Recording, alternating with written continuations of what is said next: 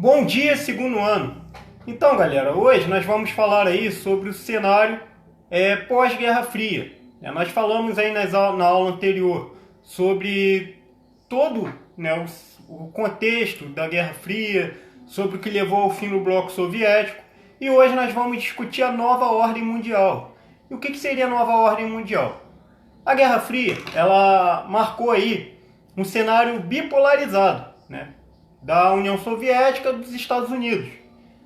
Só que com o fim desse momento histórico aí, com a queda do socialismo, a queda da União Soviética, nós passamos a ter os Estados Unidos como grande potência militar, né, embora no aspecto econômico outros grandes atores tenham surgido, como a União Europeia, como o Japão, né, como os países emergentes, e a Rússia, que no caso vai ser a grande herdeira da União Soviética, se mantém como uma grande potência militar, mas sem, né, o destaque que tinha outrora. E aí vocês podem colocar na página 14, na qual, e pegar também a canetinha, tradicional canetinha, para marcar as partes principais. A página 14, o tópico, né, ou o subtítulo, melhor dizendo, Globalização, a nova ordem mundial, fala: a desestruturação do modo socialista de produção acelerou a mundialização das relações político-econômicas capitalistas. Mesmo países ainda rotulados como socialistas ou comunistas, como China, o Vietnã e Cuba, têm incorporado práticas capitalistas no modo de vida de sua população. Exemplo dessa tendência são o desenvolvimento das relações capitalistas na China, iniciados com a criação das Zonas Econômicas Especiais, ZEEs. O uso corrente do dólar norte-americano em Cuba, reflexo do incremento do turismo na ilha e o ingresso das transnacionais no Vietnã. As transnacionais são as grandes empresas capitalistas mundiais. Claro, há uma abertura. Agora, enquanto ideologia, não tem como negar que a ideologia desses países, por exemplo, na China tem o Partido Comunista Chinês, né, que centraliza o poder, enquanto ideologia ainda existe. Economicamente, eles viram a necessidade de se abrir ao mercado, até porque a União Soviética cometeu esse erro de limitar as suas relações comerciais aos países que eram aliados, e a consequência foi vista. Então, o atual estágio é esse, né, de uma interdependência cada vez maior entre os povos. A nova ordem mundial vai ficar marcada por isso. Alguns acontecimentos políticos vão ditar o rumo, como, por exemplo, os atentados de 11 de setembro de 2001, quando grupos extremistas atingiram os Estados Unidos. Isso mostrou a vulnerabilidade da maior potência militar do planeta.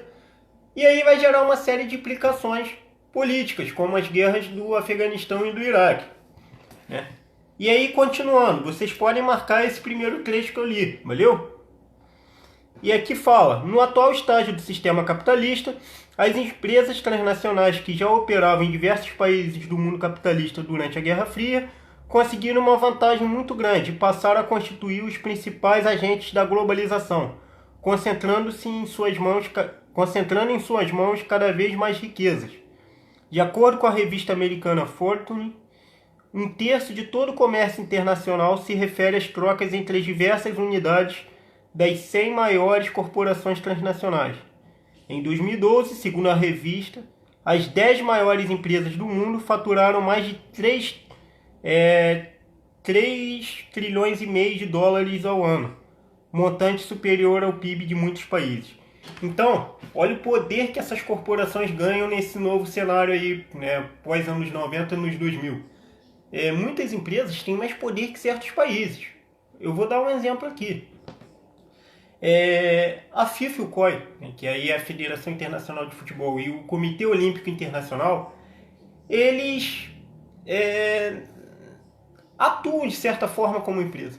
Em 2014, por exemplo, quando houve a Copa do Mundo aqui no Brasil, a FIFA ela queria, de qualquer forma, impor em cima da lei de um país, que era o consumo de bebida alcoólica nos estádios.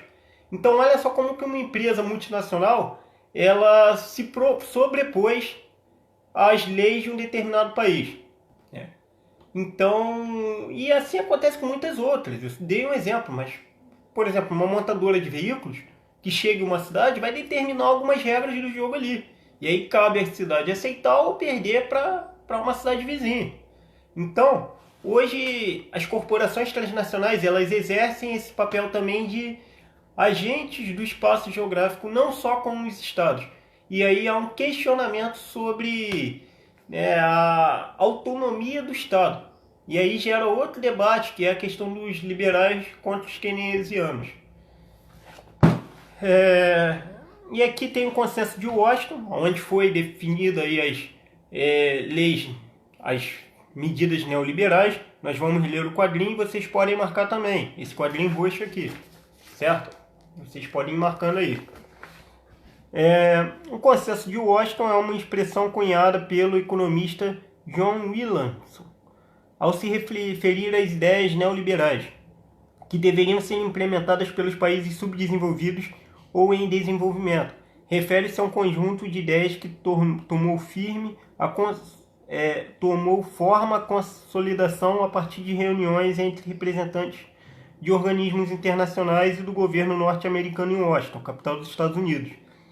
Tais ideias são defendidas pelos grandes organismos internacionais, como o FMI e o BIRD, bem como pelos burocratas que comandam e coordenam a política econômica mundial dos Estados Unidos e pelas universidades.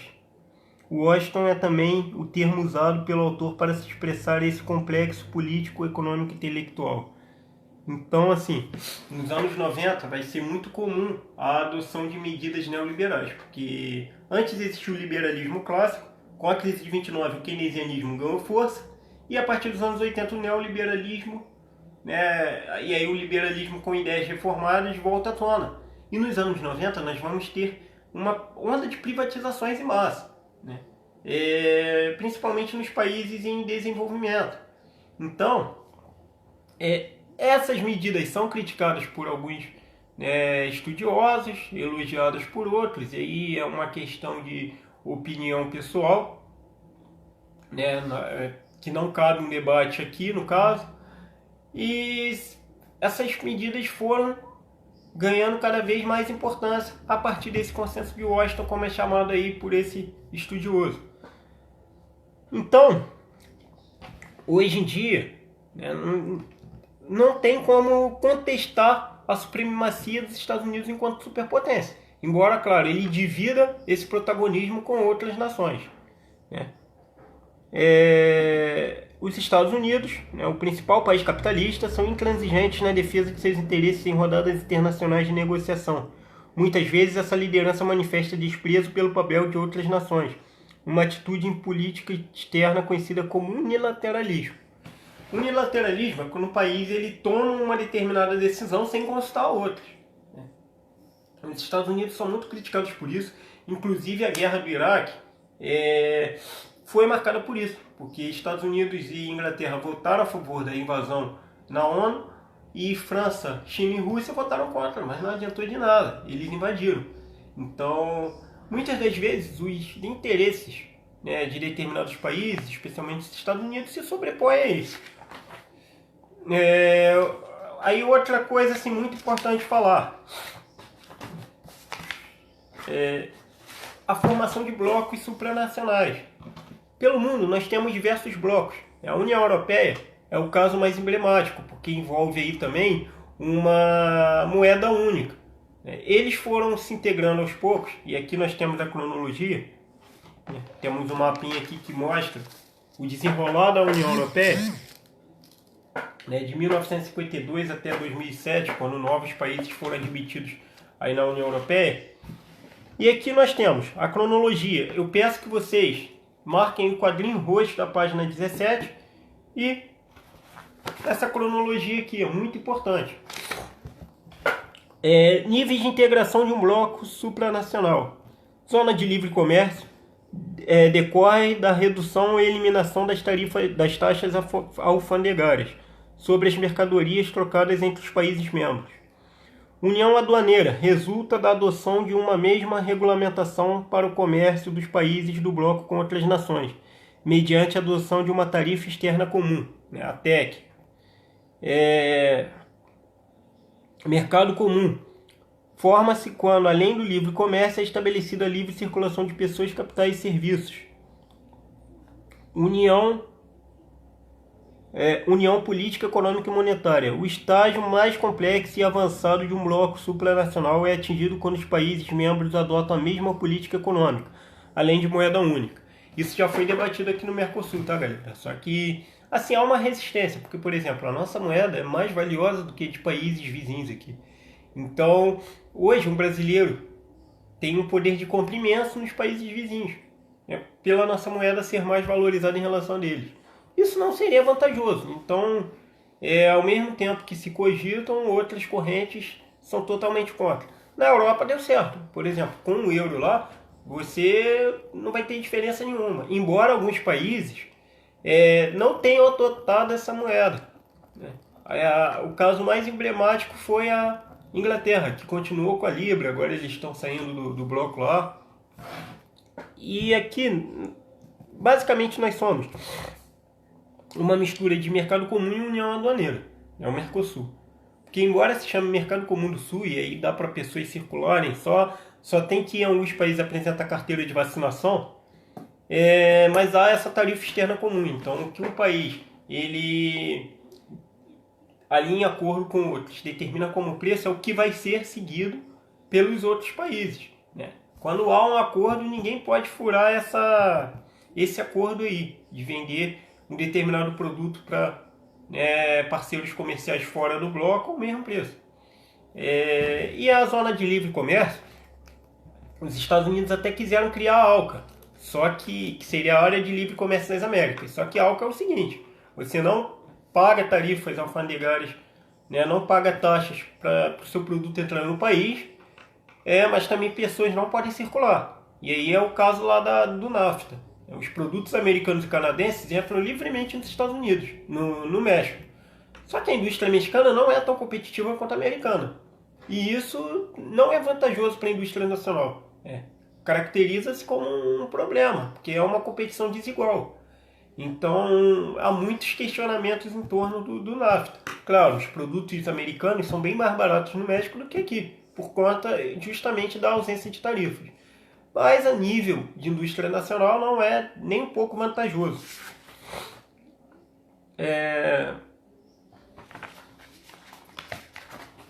Aí aqui as páginas seguintes falam do Canadá e do México, né? Falam também do Mercosul, um pouco do resumo do que eu já disse antes. Eu vou ler o caso do Canadá, que é um caso assim mais curioso, porque é um país que tem uma dependência grande dos Estados Unidos. É um país que quase não aparece, não tem muito destaque na mídia, né? O México ainda tem a questão lá dos imigrantes clandestinos e tal, né? Mas vamos ler o Canadá, na página 18. O quadro é pior no Canadá, um dos países mais ricos do mundo e que há tempos mantém-se nas primeiras colocações do Índice de Desenvolvimento Humano, IDH, da ONU. Nos primeiros 8 anos de vigência do acordo, a economia do Canadá estagnou e o país tornou-se mais dependente e vulnerável e assistiu a forte degradação social e do meio ambiente. Atualmente, muitos se questionam sobre o futuro do país como nação soberana. Tem gente que pergunta isso mesmo, se não vai ser anexado aos Estados Unidos no futuro, porque a dependência cultural, assim, culturalmente em alguns pontos é semelhante, mas a dependência econômica põe isso em xeque. Sim, galera, a questão da soberania deles. O jornal norte-americano The Washington Post, em setembro de 2000, indagou: haverá mesmo o Canadá dentro de 25 anos, ou o país vai se tornar em questões práticas o 51º estado americano? As respostas surgiram em poucos dias, durante o seminário que reuniu as personalidades mais influentes do país para discutir o futuro da economia. Maud Barlow, porta-voz do nacionalismo canadense, como presidente do Conselho Canadense, de 100 mil membros, foi enfática: estamos, para todos os efeitos, tornando-nos parte dos Estados Unidos. A luta pela preservação das características canadenses está, por assim dizer, terminada. Então, assim, muitos questionam mesmo.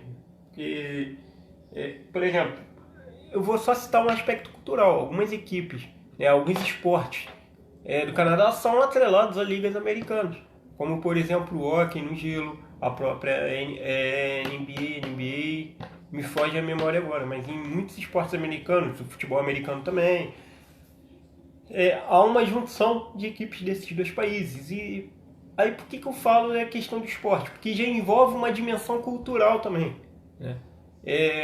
O inglês é o idioma oficial, então é uma série de características que convergem para esse ponto. Então, galera, hoje o principal foco aí da aula foi falar sobre essa integração global da economia no pós-Guerra Fria.